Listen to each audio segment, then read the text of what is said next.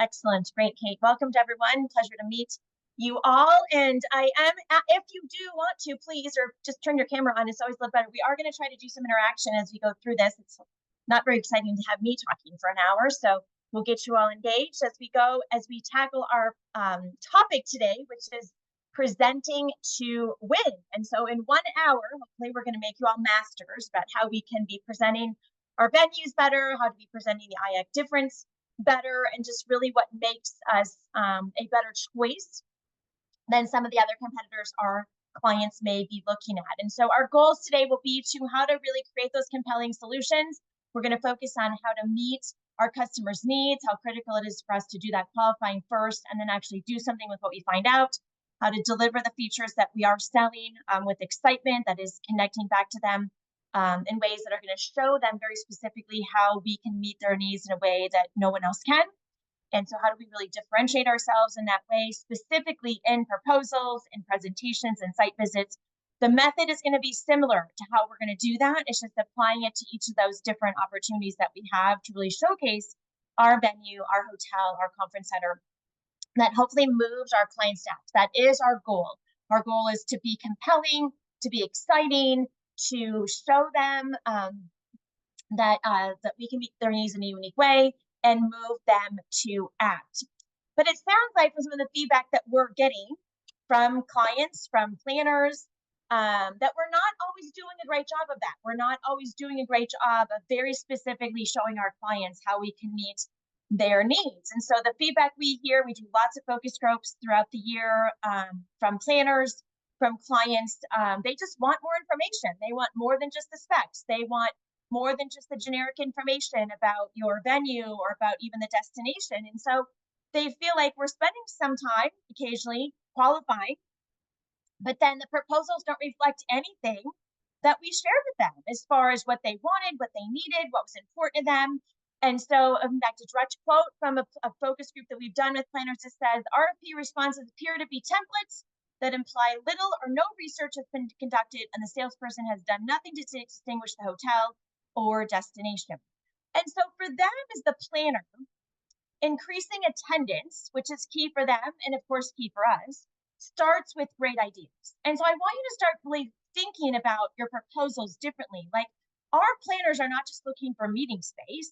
Our planners are not just looking for ergonomic chairs. They're looking for ideas about how to have more creative meetings, how to increase attendance, how to make the experience just so much more compelling. And that's why they look to us oftenly as an IACC certified venues, because we do have that expertise in creating a much more dynamic experience. And so that's what our customers are looking for, and that's what our planners are looking for. And so we really have to challenge ourselves to say, do my proposals actually share ideas with those planners and with my clients? Or am I just simply putting in the room block and the dates, and here's the rates, and here's all the inclusions, and here's all the things you can't do while you're here?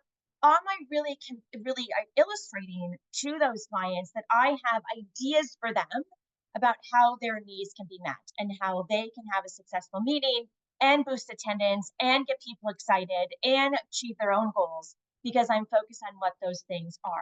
So to get us started, I'd like you to identify what are some of the challenges you have in creating more customized proposals and really being able to articulate your ideas to your clients in presentations, in proposals. What are some of the challenges that you are facing? So if you could go ahead and put those into the chat, and you can find the chat either on the bottom or top, wherever your menu is right now, where it has like mute, video, security, participants. If you could find the chat, which is the little message bubble, click on that. It'll open up a window on the right or left. And just type in quickly, what are some of the challenges that you are facing yourself? And when we have a chance to see some of those, then I can help to address some of those very specific situations or concerns that you are experiencing, and hopefully better in the next 53 minutes, give you what you need as far as what's going to help you be more successful in what we are doing. So as you do that, because sometimes I know it takes a little time to get the typing going, as you do that, I want to really focus on some of the things that are critical to that. And that is that we are not sending out just this canned proposal, this cookie cutter proposal. In fact, I was just on a call with a client the other day as we're setting up a virtual session for their catering salespeople. And she said, they're like robots. They are just pumping out proposals. They're very cookie cutter. They're not qualifying. They're not listening to what the customer's saying. They're not really differentiating our property in any way that they can. And so it is becoming sort of this very reactive, just get the need, get the RFP, get the inquiry, send out the proposal. And so if we're doing that, we're going to really have a hard time really coming up with creative ideas. It's going to be hard for us to really demonstrate what we can do differently. It's going to be hard for us to really differentiate what IA can do and what our venue or conference center hotel can do. And so what I want you to remember is it is idea sharing. It is idea generation. It is us coming up with creative ideas for them to be more successful. And so that proposal, that RFP is often that first impression. And so how do we look different than everybody else that's sending a proposal? How do we look different than everybody else that's responding to the RFP? Do we create this emotion and these compelling reasons to buy, or is it just that we've answered all the questions and filled in all the boxes just the way everybody else did? And so across the board, as they're looking at that lead or those lead generations through Cvent or wherever else we're looking at them, are we standing out in those boxes in a way that is going to drive business for us? And so our ability to communicate more effectively is going to get us more respect, get us more credibility, and obviously get us more business. So let's hear what a couple of you have said as far as some of your own challenges. Kevin needs more photos of food and various room shots. All right, Kevin, come up to you quickly. Why would that be helpful for you in your proposals to have more food photos and room shot photos? Because if the client is, going to be doing one of our all-day packages, right? Or CMP, which is breakfast, lunch, and breaks, I want to show them breakfast, lunch, and break photos compared to maybe I only have plated dinner photos and hors d'oeuvre photos right now. Buffet photos are so hard, and it's so hard to get really great food shots. And then as well, if they want U-shape in our ballroom, I would like to show them, okay, here's what it actually looks like U-shape and not one of the generic pretty wedding photos. Excellent. Yes. Okay. So that is going to be helpful because images do sell, and particularly. And so it's important when we're thinking about putting together proposals. And many of us now, and I haven't seen any of yours specifically, but most of the proposals I see now are built into like a PowerPoint template. And so we are putting in very compelling images and photos, which are very important to be able to convey what we're trying to sell them. As you just said, Kevin, I want to show them what they're actually looking for, not just a generic photo of a wedding. But if this is a conference, if this is a meeting, I want them to see what their board table is going to look like. I want them to see what their U-shape is going to look like. And that's a key part, as we've just talked about, of making that proposal customized to them. It doesn't, we can't just throw a bunch of photos in and go, here's how great we are. Look at how beautiful it is. They're looking for, what's it going to look like for me? Like, what is like I said I wanted U-shape and I said I wanted this board table, whatever. All the pictures I'm seeing are not of that. And so how do they connect with that if it's not something that is going to reflect what they were specifically interested in? So excellent, Kevin. All right, Lindsay, you said mapping out their breakfast rooms to fit what they have in mind for each one, for example, size, capacity, AB, et cetera, in each breakout. So come up, mute, and share with me what the challenge is there. Yeah, so I think sometimes when we get an RFP, my main concern is, do we even have enough breakout rooms for you? If you need 10 breakout rooms, yeah, we have 10. That's great. But when they want to go into depth of what they want each breakout room to be specifically for, I think just it's hard. I don't want to say hard enough, but there's enough going on in an RFP that I don't necessarily have the time to dedicate to explaining each breakout, as well as like what their whole general session vision is. Okay. And is this the situations, Lindsay, where you've had a chance to have a conversation, or are you going strictly off what's coming in from that RFP? Usually what's coming in off the RFP. Okay. So when a conversation can happen, it's better because a lot of the times they'll put like every single breakout needs to be classroom style. And if you talk to them, that might not end up being the case, and you might have a lot more options for breakout rooms. Okay, and so there, right there, just our small little conversation, Lindsay, we've identified a very key success factor, and she even said specifically, if I get a chance to talk to them, it's better. And that is true, 100% true. And so in almost every case, we should be attempting to contact the individual, the planner, whoever sent the RFP. I know that sometimes it's hard, but the data that we have again from media planners says they want us to call. Like, they want us to call. They want a salesperson that wants to partner with them and be successful with them. And the better we understand what they need, the more successful that planner is going to be as well. And so, as you just said, sometimes what's on paper is confusing, it's too much, I can't go into that detail, or I end up selling a bunch of stuff that doesn't line up with what they wanted because I didn't really understand it's what they had in the RFP, or there was so much, it was hard to really delineate what was important. So having that conversation allows me to start creating ideas. Again, it's not like the customer puts the order in the RFP and we go, all right, here's your double with cheese and your fries and your this. You know, people sometimes want lettuce, they sometimes want tomatoes if they dump the special sauce off. Some people don't want onions. Like, it's not like they're placing the order and we're fulfilling the order.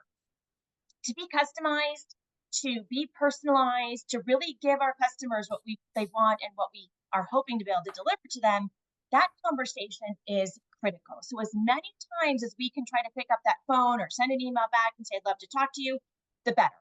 If they say no, they say no, but at least we have to try to do that. And again, maybe we're not able to do that in every single one, but certainly as you get your leads coming in, your RFPs coming in, we know where to prioritize the business that we want versus maybe the ones that isn't the highest priority. And so there's where we're going to start with, let's at least try to have a phone call with those first. And so it's really starting from the beginning is what's going to create our success in the end. All right, so Kathy, you said planners are sourcing so many venues and only provide generic information. So sometimes I find it hard to personalize. Also seems like a lot of planners don't want to jump on oh, there she goes, doesn't want to jump on a call. All right, Kathy, come on mute and tell us what makes you think they don't want to jump on a call. Are they telling you that or what's happening? A lot of the RFPs that we do receive have that email as a preferred method of communication. And then when you reach out and email them, saying, I want to jump on a call to discuss your vision and your needs and how we can tailor our services to match that, it just goes unread or unresponded to. Okay. And so again, all we can do is try. A couple strategies that might help improve your response is just say, I want 10 minutes. I want 10 minutes. Because we can uncover a lot of information in 10 minutes. And so if we really are very succinct, they just don't want to be stuck in a phone call forever with somebody who's just really going to start selling. What we really want to position it is, I really want to understand better what's important to you. So do you have 10 minutes to we can really talk about your needs? Or try to ask the questions on the email. Like I have a couple of questions about what you sent, and just give the questions. Make sure they're always open-ended so you're getting really good, stronger responses. And then always say, if it's easier to jump on a call, maybe we can take 10 minutes, tomorrow or the next day to do that. Sometimes sharing your questions first shows them that you're serious, shows them that you actually are interested in having a conversation and not just selling. I think that's an important thing. I think sometimes, even though we're having the feedback that planners say we want to talk to you, what also we're hearing is that they don't want to just talk to somebody just to hear them sell. Like, I want to talk to somebody who's actually interested in finding out what's important to me. So sometimes pivoting or shifting a bit how we're reaching out and how we're positioning that is going to get us that little bit better response and show that planner that we do mean business, that their needs are very important to us. And so just to have a quick 10-minute conversation is going to be important. So Lindsay says, what do you recommend in the case the RFP response is due the next day? Well, again, just try. All you can do is try. If it's due the next day, it's due the next day. And we know from a lot of CVent data, particularly, I don't know where else you might be getting your leads and RFPs coming in, that response time is critical, right? So that is a critical part of our success. So we want to play into that customer's desire to do that electronically. Again, all you can do is try. After so much time, if it goes by, you're not going to have time. You're going to have to put it together anyway. And then just base that on what you know as much as you know to be successful in doing that. Because we do have to play the game, of course, as to what those rules are for us. But I think also sometimes we have to make sure that we're creating success for ourselves. And in some of those cases, Lindsay, I think we can again determine like who is the priority, which ones I do want to make sure I spend time with, others are not. And then again, if they don't want to talk to you, you just give what you can. And then if you win, you win. And if you don't win, there's nothing else you could have done to be successful in that. But it is important that we do try. And so it is part of that. And so along the lines of what we're just talking about is that we never want to start selling at that first part of that call. We never want to just send a proposal, particularly the rates, without having that conversation. Because if we're doing that, what we're doing is leaving it up to the customer to determine what's done. And they may not always have the best pulse on that. And what we put on paper, sometimes it's hard to convey that. And so it's important for us to really understand what they do value so that we can build that in and have the conversation about what is important, because it's always going to be so much easier for us to sell somebody something that they want rather than what we think that they want. And oftentimes when we're responding to these RFPs, when these proposals together, it's very hard for us to do that because we want to know more than just what we call the explicit needs, which are meeting space, number of people, what the rates are they're looking for, what their budget is. All that is important, but there's so much below the surface that goes into that decision making that we also have to know. And so we often use this analogy of an iceberg. If you've been to any of our other webinars before, you may have seen this. We use this analogy of an iceberg to really illustrate how complex our clients' needs are. And so, yes, on the tip of that iceberg is what we call the explicit needs. We have dates, rates, space. We have how many people. We have, this is the, I filled out all the way through the agenda of what we need.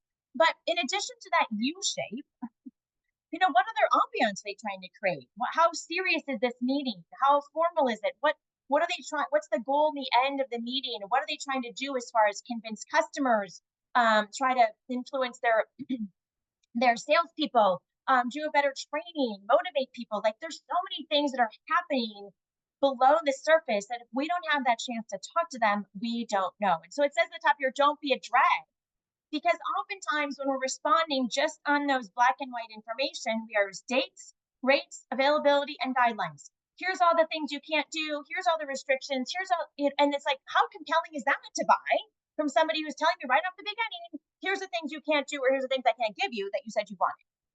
If I haven't had a chance to have a conversation about that, it's hard for me to understand what they're looking for as far as efficiency or flexibility, or a creative setup, or maybe their sustainability is really important to them, or maybe the functionality of the space, or how the meeting flows, or just that there's something about the prestige of pressing clients. I mean, there's so many things that go into success for them that if we don't take the time to understand that, it's going to be hard for us to really win in the end. Otherwise, it is just rates.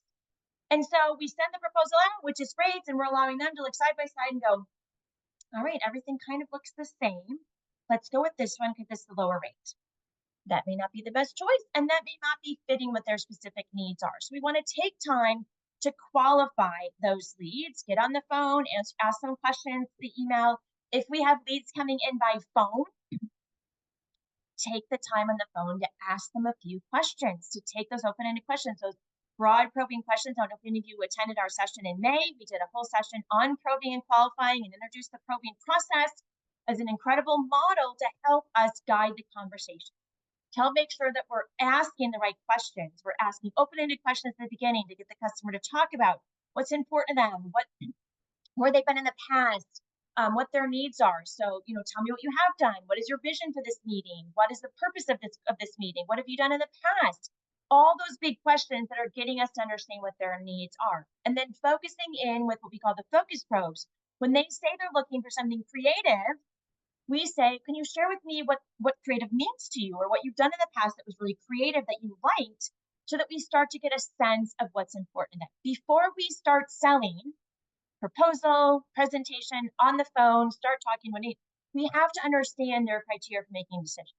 We have to understand what success is going to look like for them. And that's more than just sometimes the data that's coming through, on the paper with the RFP. And so we talk about the gap, and the gap is what are their needs and how can we meet those needs? If we don't understand first what's important to them, we can't start filling in like, we can do this for you, we can do this for you, we can do this for you, until we know for sure what this looks like for them. And so making sure that we are taking that time to do that. So that knowledge that we're going to gain from the proper qualification is going to give us confidence in how we're going to sell. And our ability to position our venues, our properties, our hotels, our centers, whatever, around what was important to that customer. So what is their gap? What are the issues? What's going to cause them to decide on a specific venue over one over the other? Sometimes it means asking the tough questions like, why do you keep going back there? What you said you also were looking at so-and-so. What is it about that you like about there? Like, if I don't know those things, I can't position my own venue or property differently. What are their special needs? Who else is involved in the decision-making process? I have to understand all the different influencers on that sale that potentially have different needs than the one meeting planner or the one person that I'm speaking to. What are they going to base their decision on? A really good question I think to ask today is, in addition to rate, what else are you going to base your decision on? Because so many of our clients, as we know, are pretty rate conscious. We're hearing that a lot. We have to be able to move past that. In order to really sell value in our rate, we have to know what else they value. And so what are they going to be willing to pay for?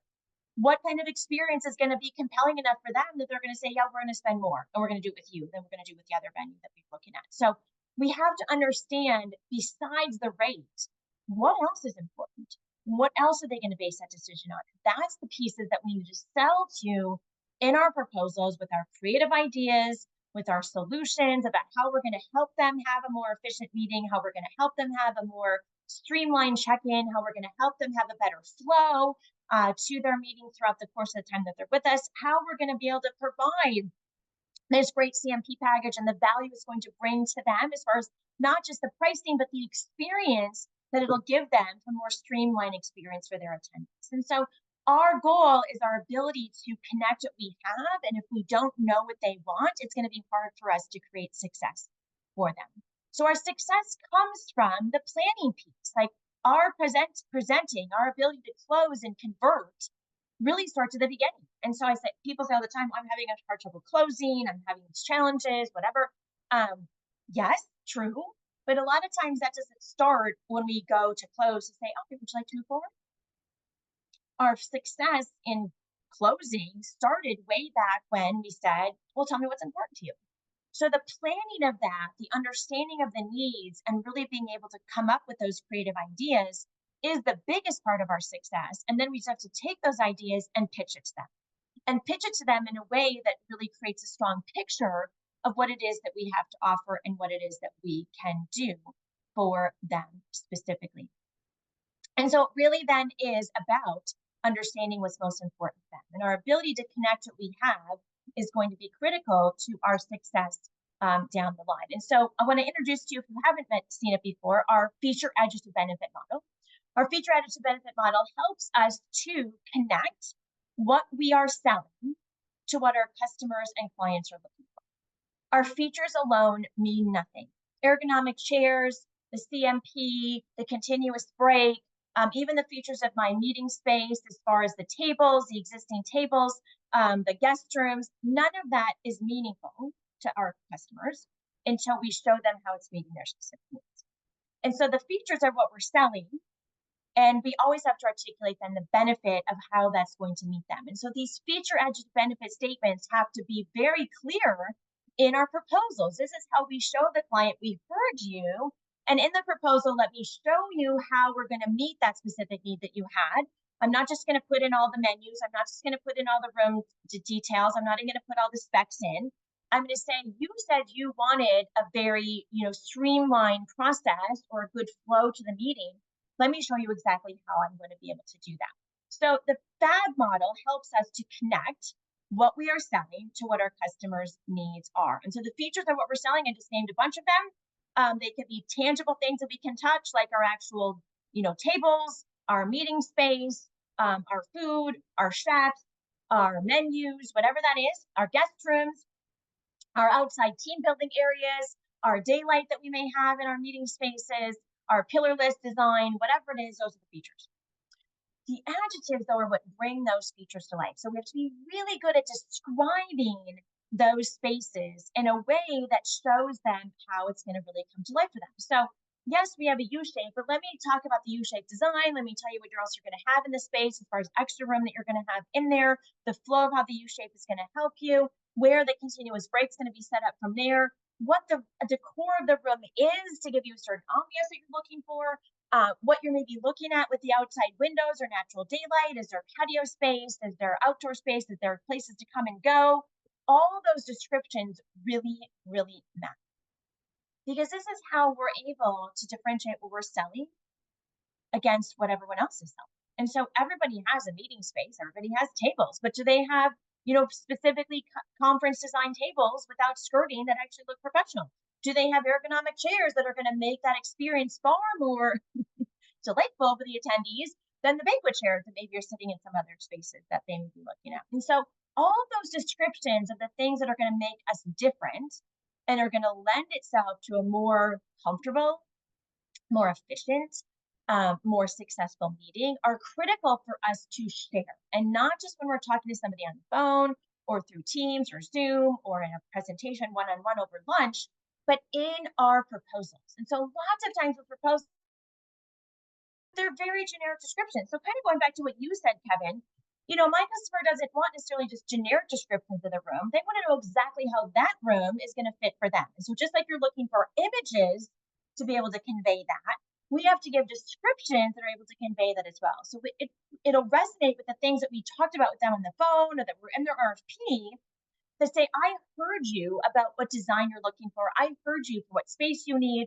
I heard you for the mobility that you're looking for. And all of that comes through actually in the proposal, so they can see very clearly, oh yes, that's what I was looking for, and that was important. The benefit then ties it back to show the customer, I'm giving you exactly what you said you wanted. So if they're looking for you know, a certain inclusive menu package or whatever, then that benefit's going to come back and say, this is going to give you the inclusive menu package that you're looking for. So the features add to the benefits come across as a statement and organizes how I am selling what I have that's going to specifically meet that particular customer's needs. So for, you know, many of our clients are looking for an enhanced meeting experience, and that's maybe generic. And so a feature that we have to sell, there could be a lot of things in our conference center, our venue, our hotel that we are selling that could meet that need. I'm just going to choose our dedicated conference space, right? So that is a feature that we have that's very unique to what creates the difference with IACC. So I have this dedicated to conference space. So then I'm going to describe that it's purposely built to support meetings. It has individual climate and lighting controls, built-in screens and LCDs with acoustical sound. So I'm going to talk about how I'm not rolling in a TV, but how the TV is built in. It's a natural part with very nice decor around it. LCD projectors built into the wall or into the ceiling as well, giving them a lot of extra space. No cords. I mean, all of those descriptions are going to matter in giving this enhanced meeting space. No breakout walls, so I'm going to have lots of privacy. There's lots of good sound in there. I have high-tech information displays, I have ergonomic chairs, I have hard surface desks, and I could go into more and more details about all those things, and certainly you could from the vantage point of what you have to offer with your particular venue or center. So all those adjectives are critical, that we're able to take some of our more generic descriptions and go beyond just capacity and meeting specs to actually talk about how this room functions, how this space is going to give them an enhanced meeting experience. Because just saying dedicated conference space isn't going to be enough for many. I have to be able to share with them why this really matters and why they're going to see some of the differences that maybe wouldn't be experiencing at another type of venue. So the feature is usually one thing. So they have a need, they're looking for an enhanced meeting experience. There's usually one feature that I'm going to use to sell that. In this case, it's a dedicated conference space. Then there are usually lots of adjectives. So we want to give as many adjectives as we can. If we don't know all the specs from an AV standpoint about what's really going to be compelling about our difference in our AV, then we go talk to the AV tech and we say, tell me about it. How do I communicate to our customers what's unique about our AV, what's high tech about it, what's kind of support they're going to have, why is that different than we're getting anywhere else? How do I explain that to somebody so that they can see that we really do have an enhanced meeting experience? How do I explain the ergonomic chairs? How do I explain anything about the space, whether it's food, whether it's beverage, whether it's actual technical space, whether it's the AV piece? If we don't have a good idea of how to describe that to somebody, then we go talk to the chef and we say, tell me about the menus. Tell me what makes them unique. Tell me what you're doing as far as creating these customizations. Tell me what your experience and background is so that when I'm talking to my clients, I can talk about how great you are, because talking about how great you are is going to help them feel more confident about the meals that they're going to have at my venue. And so anything that we don't have a lot of confidence around how we're describing that, but except what's on our website or maybe some descriptions that we have, we go talk to our people within our properties, our venues, and we say, tell me how I can describe this to the client that's going to really get them excited about that. And then the benefit is just one thing again. It usually connects right back not usually, always, connects right back to what they said they wanted. So in this case, the dedicated conference space is going to give your participants the enhanced meeting experience that you're looking for. I always want to tie it back to what they said they wanted so I can articulate to them very clearly that I am meeting their needs. And sometimes it seems like, well, that's obvious. You just told them what the great space is. But from a selling standpoint, it's very important to reiterate back to the client what the benefit is. And we always want to put it in terms of how their specific needs are being met. All right, so Kathy, if you don't mind, come off mute for a moment. Tell me, Kathy, what is one kind of unique need that you feel many of your clients have? First of all, what property are you coming from again? I'm at the Cheyenne Mountain Resort in Colorado Springs. Got it. Okay, so share with me. Oh, I think I skipped. Well, we'll just go back to this, I guess. Tell me one specific kind of unique need that you feel a lot of your clients come to you with in the selling process. What's important to them? I think now wellness activities is something that we're seeing a lot of need and request and want for. Okay, so wellness. All right, so let's just take that as an example. So I'm going to pull this screen back up and I'm going to have us kind of walk through an example live here. So wellness is the need. Anything specific, Kathy, that they're looking for from a wellness standpoint? Like, I think a lot of them are open to any ideas. okay, looking for ideas. Okay, so what do you have there at, you said Cheyenne Mountain Resort, right? Mm-hmm. What do you have there at Cheyenne Mountain Resort that would meet that need? What do you have from a wellness standpoint? What do you have a spa? Do you have other activities? Like what would you sell when it comes to your clients looking for wellness in their meetings or in their experiences? Yeah, absolutely. We have all of our guests would have access to the Country Club of Colorado, in which we have the spa, the 18-hole Pete Dye designed golf course. We've got a 10,000 square foot fitness center that's absolutely stunning, where we offer complimentary daily fitness classes for guests who want to get up and do a yoga class, spin, CrossFit. It's all included. Tennis, pickleball, basketball, and volleyball. And then we have the only beach in Colorado attached to our private 17-acre lake, where guests get the opportunity to do stand-up paddleboarding, kayaking, and canoeing. So excellent. A plethora of opportunities. All right, so see how Kathy has already gone right to all those beautiful adjectives. So she has the country club, this very unique attachment to her resort there, and she went into lots of descriptions. They have the spa. They have the 18-hole golf course by Pete Dye. They have a 10,000 square foot fitness center that offers complimentary fitness and yoga, spin, CrossFit. They have tennis. They have pickleball. They have the only beach in Colorado. I mean, that seems like a really fun thing. Who knew there was a beach in Colorado, right? And so here's where she's starting to give her clients ideas by showing them we can meet your need of wellness.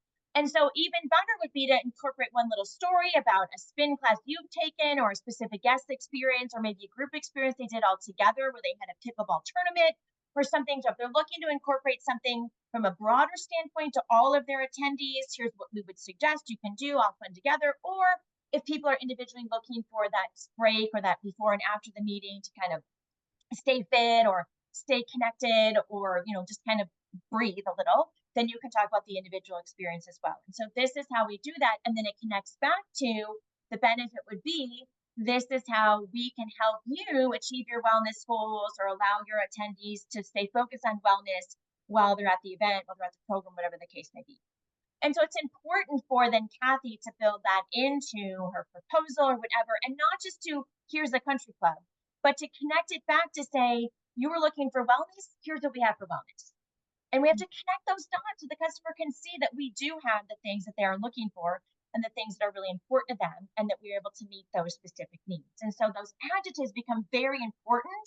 And the more we can personalize them to specifically what they're looking for. So if Kathy indeed knew that this client was looking for more specific individual wellness, or maybe a little bit more geared around mindfulness or just being quiet and not so much the fitness piece, then she could tailor how she's presenting that in a way that shows them exactly how we can meet that specific need around the mindfulness and those things as well. So the more we can connect specifically what we have to what the clients are looking for, the more successful we're going to be in doing that. And so it's all about being able to convey how we can meet them. All those features alone, that country club alone sells nothing.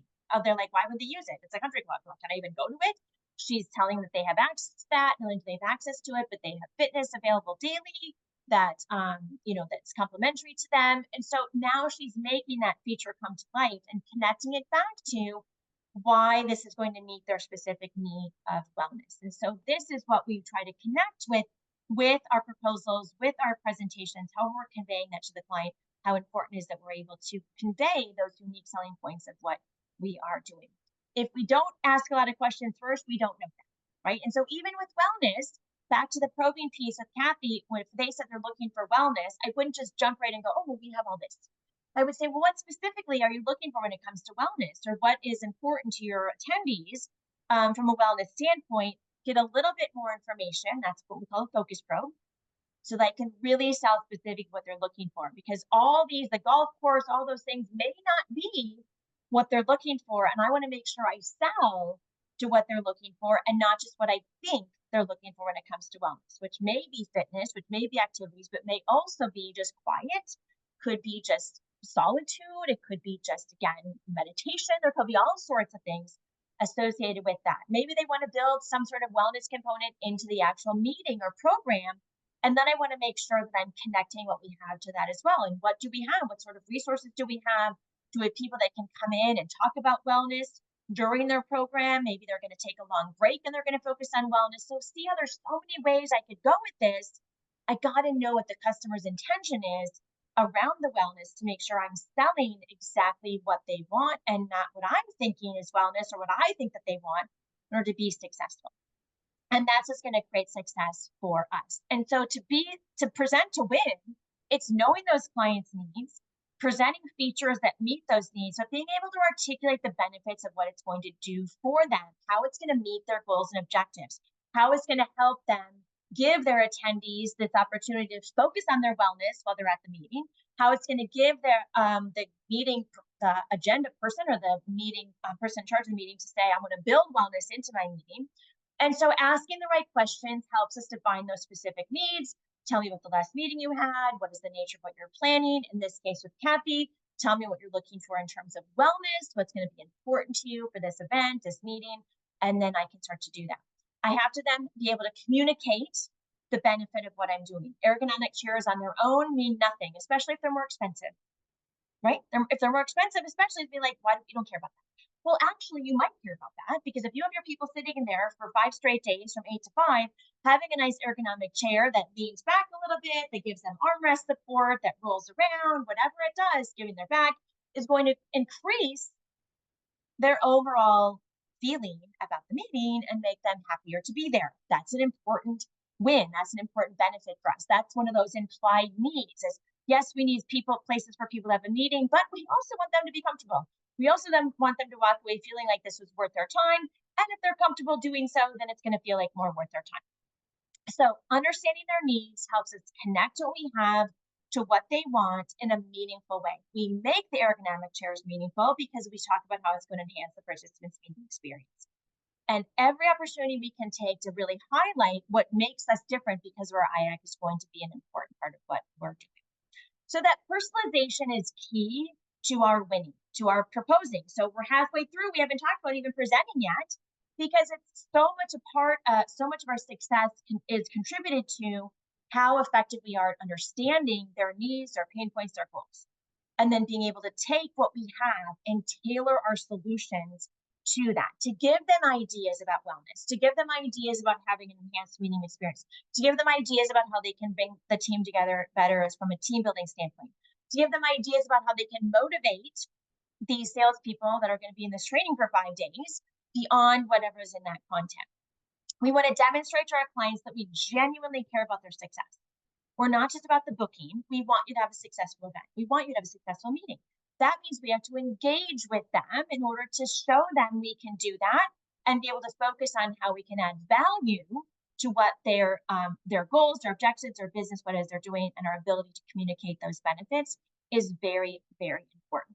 So going back to this slide from the very beginning, again, remember what the planners are saying, they're not seeing this. They're not seeing all the personalization we just talked about. They're not seeing that even if we did do a great job of asking a couple questions and qualifying, they're not seeing it in the actual proposal. So they get to the proposal, we're like, where are my needs? Because I feel like this is the same proposal that you probably sent to every other person that called you about a specific need. And 9 out of 10 times, that's probably the case. That we slapped on their logo, we said, oh, so excited about your specific event, and we named it. And then we put in all the same things, oh, thank you so much for your interest in our hotel. Thank you for your interest in our resort. Thank you so much for your interest in it. Or thank you for giving us the opportunity to do this. And then we just start talking. With so many guest rooms and so many square feet of meeting space and dedicated conference facilities, we can do this and blah, blah, blah, blah, blah.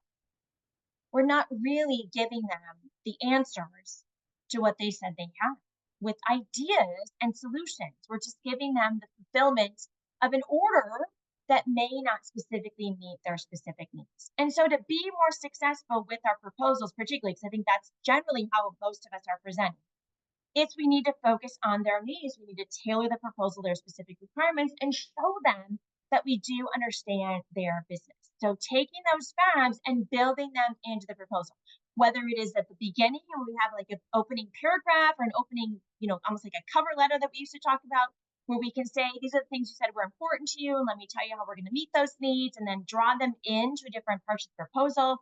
Or take some of our beautiful slides. If we have a beautiful slide, if Kathy has a beautiful slide on her country club, right? And maybe it has all the bullets of all the things that the country club can do. I'm going to take that slide and I'm going to condense it down. I'm going to highlight only the things that they said were important to them. And I'm going to build in how this is going to meet their specific needs. So we don't have to upset the apple cart and throw our beautiful template proposals away. We just have to make sure that we're taking all those beautiful images, all those beautiful slides, but isolating it down to the things that were most important to the client so they can see very specifically how their needs are being met. So we start with facts, we start with how they're meeting their needs, and then we do the pricing, and then we do the room blocks. Because again, oftentimes I'm seeing we have, thank you so much for your interest in, and we say the name of the hotel or the conference center or the venue, and then we just launch into this big paragraph about our hotel is strategically located here. We are offering these amazing experiences there. And same thing that we send to everyone else, where we could be customizing that intro paragraph to be related back to things that they said that they wanted in the conversation that we had, or if all we have is the RFP, at least from the RFP that they have. And then we go on beyond just room blocks, terms and conditions. Here's our airport transportation. Here's the meeting block for you. Here's a few fact sheets about us. That's all so overwhelming for what our clients want, and not really showing them again specifically how their needs are being met. So we want to make it visually appealing, of course, with beautiful graphs, with these beautiful images that Kevin's going to get. That's important, but it also has to relate to what they wanted and make sure it's focused on them.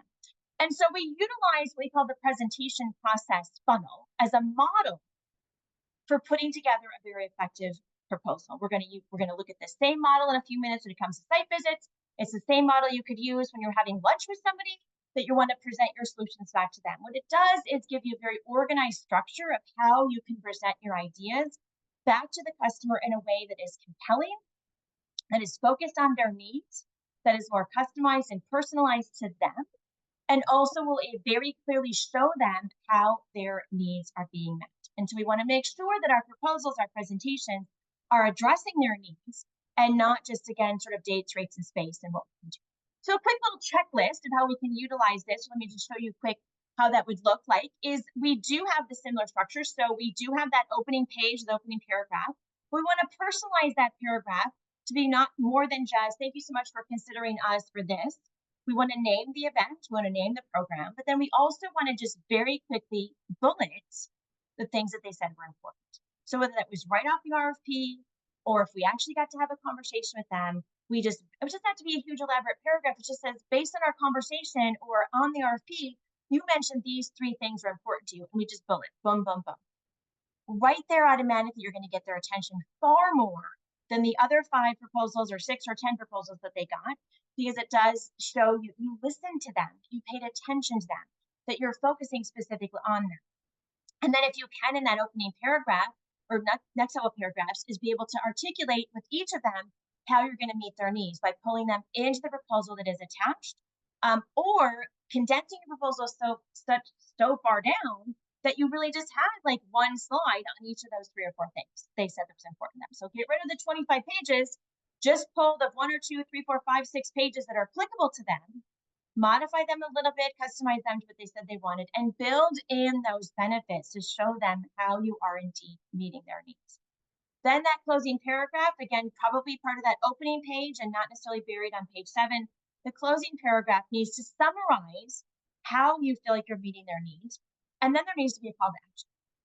What do we want them to do? The proposal is not just to inform, the proposal is to get them to act. And so what do we want them to do? We have to articulate that.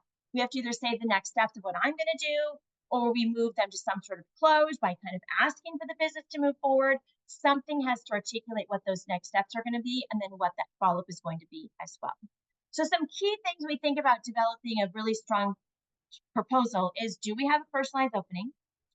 Do you review the needs of the client up front? Do you articulate to them, refers back to them what they said to you is important to them, either in the conversation again or in the RFP?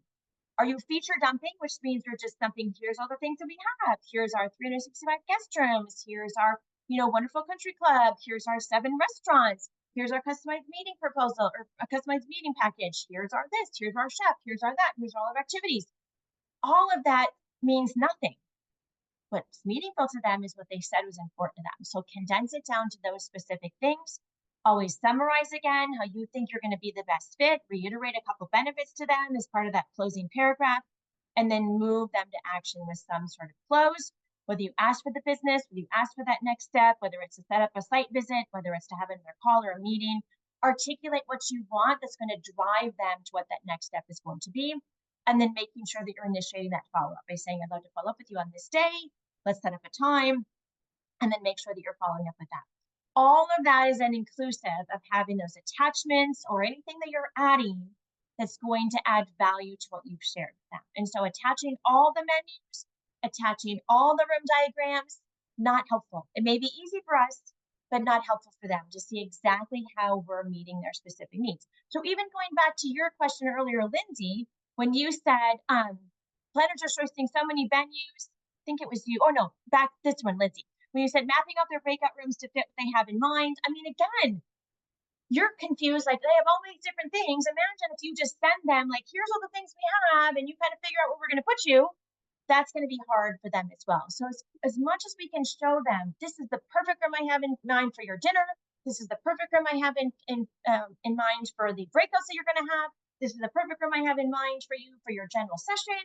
And if you pictures, like Kevin said, that shows them exactly what it's going to look like in the way that they wanted to see it, that's what's going to be compelling for them in order to want to buy. So that's the kind of things that are going to help us be successful. Now, we can have that same success through an RFP. So not often with RFP, we don't have the chance to actually create our own proposal. We have to fill in the blanks and answer all the questions, and then they get it all bunched back to them in this beautiful side-by-side comparison of all the different hotels or venues that they have sourced or to be successful. So it seems like that's a little limiting sometimes, but we still have to stand out. And it's important for you to see exactly what your clients are getting from Cvent or from other sourcing, so you can see exactly how it's demonstrated to them and how you can make sure you're standing out. So we want to make sure we're respecting, again, this is their desire. It's a lot easier for planners to source this way, kind of get this electronic is easier for them. But we doesn't necessarily mean we can't quick ask for a call, quick ask for that email, or ask some questions on email to make sure we understand, and then continue to follow up. We do need to respond quickly, but we also need to complete everything. Do not leave any blank. If you don't have a golf course, you tell where the nearest golf course is. If you don't have a fitness center, you talk about the alternatives they have for fitness centers. So every single square you want to be filled in with how you can meet their needs, but you can even wrap that up into facts. So even if you haven't had a chance to talk to them directly, what you can read through kind of what they've included in the RFP and get a sense of what those things are and try to write your responses in that FAB model. So you can articulate the benefit. You can articulate how you're meeting their meeting goals. You can articulate how they're meeting their desire to have certain enhanced space, how you're meeting their needs for technology. The best you can do to kind of tie everything back with those FAB statements, even as you're writing in your responses to the questions and to the actual RFP proposal. You want to think of it like you would think about a resume. If I'm sending a resume looking for an interview for a job, I want to be as compelling as I can in that interview because that's going to be my best chance of getting that call back. The same is true with our RFPs, particularly with the business that we really, really want. Because I think we can all agree there's sometimes we're getting RFPs like, I'm not even sure we want this business. And we waste all this time, putting that whole thing together. Focus on the business you want first, of course. Put the most energy into those, put the most descriptions into those, put the most attention into those so that you're very clearly articulating what are those compelling reasons that they would want to work with us, that they would want to talk with us, that we want to be their choice of venue for this particular event. So we want to think about how we can incorporate those fab statements, and all the fab statement is, again, is I'm taking the features that I'm selling and I'm connecting it very specifically to what you said you wanted, but I'm also describing for you in a way that you can visualize what you're going to experience. Because if I have a dedicated space in my conference center or hotel, that dedicated space would look very different if I was pitching a wedding than that space is going to look for a conference. And there's going to be different things I'm going to describe about the space that are going to be compelling to that wedding planner or that bride, that are going to be different that it's going to be interesting and compelling to that meeting planner that's planning the conference. So I can't describe every room the same, because there's going to be different things that are going to move that customer to buy based on my description. So we want them to visualize, we want that bride to visualize exactly the decor, exactly how the flow is going to be, exactly what you planned as far as linens and centerpieces, and where their head table is going to be, and where the receiving line will be, and how they're going to enter into the room grandly from their reception beforehand. The meeting room, the conference person, I'm going to describe different things. Maybe still some compelling things about the decor, about the AV, about where the screen is going to be in respect to the podium and the things I'm going to do. So I want to really get them excited about what I can do. And I can do that in an RFP with my descriptions, just beyond just specs and room rent or meeting space and capacity. What about that room is going to be really exciting for a wedding, for a celebration, for a gala, for a meeting, for whatever it is that we are selling that we're trying to get people excited about. Now, the same model is going to help us to have more compelling site visits. We're not going to spend as much time on this because the same things are going to apply here. We're going to meet them in the lobby and we're going to greet them. And before we start moving around the conference center, around the resort, I want to say, when we last spoke, you said these specific things were important to you. I conveyed to them what I heard and what was important to them. That's going to do a couple of things. One, it's going to ground us that we're on the same page. Two, it's going to show the customer I heard them when we actually spoke to them on the phone. And three, it's going to allow me to clarify if anything has changed since last time we talked. Because I want to make sure in that site visit I'm showing them the specific things that they wanted, and I'm not just taking them through the entire center. I'm not just taking them through the entire resort. So I, in the lobby, meet and greet, have a personal conversation, have a little small talk, how was your trip in? Oh, that's great. Where did you stay? Blah, blah, blah. And then when we last spoke, these are things that are important to you. And then I start touring the venue, but I don't take them everywhere because they're not interested in everything. And it's exhausting to go everywhere. I want to focus on the specific spaces, the specific guest rooms, the specific conference rooms, whatever it is that I know are going to match up to what they said they wanted, and are going to show them and highlight for them how we can best meet their needs. And as I'm doing that, I'm using my FAST. I'm giving grand descriptions of the space, and sometimes it's set up, sometimes it's not, but I want to make sure they envision exactly what they're going to experience. So I talk about how the conference tables will be set up. I talk about where the AV will be and how it pops down through the ceiling or how it comes off from the wall or whatever it does. I talk about all those things, and I keep connecting it back to the things they said were important about how they're going to have a more enhanced experience, how they're going to have better technology, how they're going to have better flow, whatever it is. I want to keep talking about everything in the context of their needs. And then I do that. I go to 3-4 different places.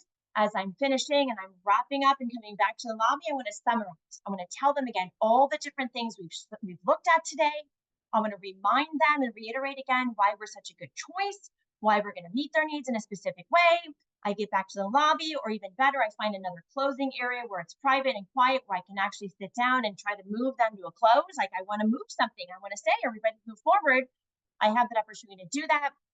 And then I articulate that specific follow-up.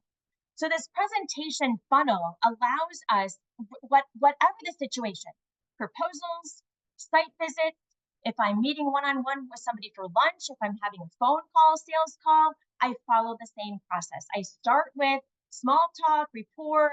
Let me tell you about what you said was important to me last time. I review their needs again. I walk through my fabs and I talk about how I'm going to meet each one of those specific needs.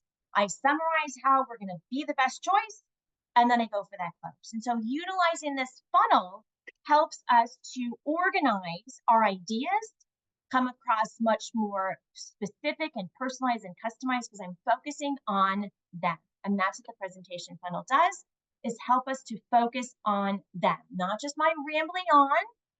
Not that any of you would ramble on, I'm sure you're not ramblers at all. But it's important for us to be focused on what was important to them, and the presentation funnel in conjunction with the fabs allows us to do that. So we really want to make a difference. We really want to be able to demonstrate to the client that we are the best choice. The best way to do that is organize everything that we want to tell them in a way that's appealing to them, in a way that's focused on what's important to them, in a way that shows them I've heard you, I understand what's important, I understand what the goal is here, I understand the restrictions that you're under, I understand the pressure you're under, whatever it is. They were able to convey to them that we understand what this meeting is going to be. We understand what this event, we understand what's important, we understand what success is going to look like for you. And we convey those ideas, and again, ideas that we have to make this compelling, to make this exciting, to make this dynamic, whatever it's going to be. We convey that using the FAB model by articulating how our features are going to meet those needs, by articulating those benefit statements back to them, and building those into whatever form our presentation takes, whether it's proposals, whether it's RFPs, whether it's a site visit that I may be doing, whether it is a one-on-one conversation I'm going to have, all those opportunities for us to stay focused and organized on the client. Because remember, our job is to persuade them to move forward. It's not just an information session, like, let me tell you everything about us. You know, if I was doing a presentation in school, that might be the case. Let me just tell you how the Cheyenne Mountain Resort. I tell everything because I'd want everybody to know. This is not an infomercial. This is a sales pitch. Presenting to win means we're going to focus on the things that were most important to them and really then make a difference. Really then stand out from the competition, not just in our ability to show them how our venue stands out and how it is different and more compelling and more exciting or whatever it is, but also how we stand out as a salesperson and as a partner and as a trusted advisor that's going to build that credibility. Because the better we do that, the more opportunities we're going to have for that loyalty and repeat business in the future, because we've really demonstrated that we come alongside them in a way that is really compelling.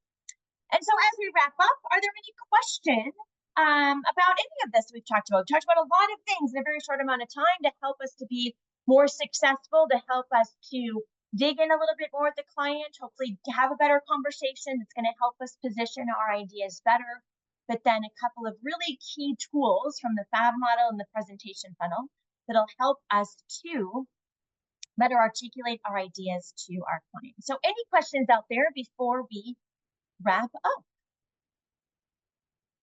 I don't have a question. I just wanted to say I love the persuade, don't inform. You're not an infomercial. Excellent, Kathy. I'm glad that resonated with you, because it is important reminder for all of us, right? To think like we're a salesperson. I'm not here to answer questions. I am here to persuade you to make a decision. And so I got to put my best foot forward to do that. And to do that means I have to focus on the things that were important to you. So excellent. Thank you. And Kim, this may be for another class, but I mean, our proposals, I love them. I mean, obviously we're going to update them, everything based on this, but how do you deal with, we're seeing a lot of, they love our proposals, they come in first sight, it's absolutely perfect. And then crickets. I mean, and you're talking, they completely ghost us. Yeah. After numerous calls, emails. Any Yeah. advice on that, or that's a whole nother topic? The key here is here on the follow-up. The key is if you have them on the phone, when you are having lunch with them, when you have them on that Zoom or Teams presentation, when you have them as a site, you don't let them walk out the door without what is the next step. And so you need to be very clear about, I would love to talk to you about the proposal. So say you're sending a proposal. I'm going to send the proposal to you by the end of today. I'd love to set up a call for us to talk. Are you available on Friday? Like, always get that next thing, because if you leave it up to them to get back to you, oh, let me know when you want to talk, they'll never get back to you, and then you get ghosted. So we really have to take initiative and intentional about asking for that next step. To say, great, I'd love to talk to you. How about we set up a call for Friday? Friday, 2 o'clock. Does that work for you? Perfect. And we get it on the calendar, and then we have that commitment. We Thank don't you. end up getting in the sea of wastelands of never having a response from them, because that is very common, but it's mostly because we're just going, okay, thank you so much. It was great to talk to you. And when you're ready, let me know. Right.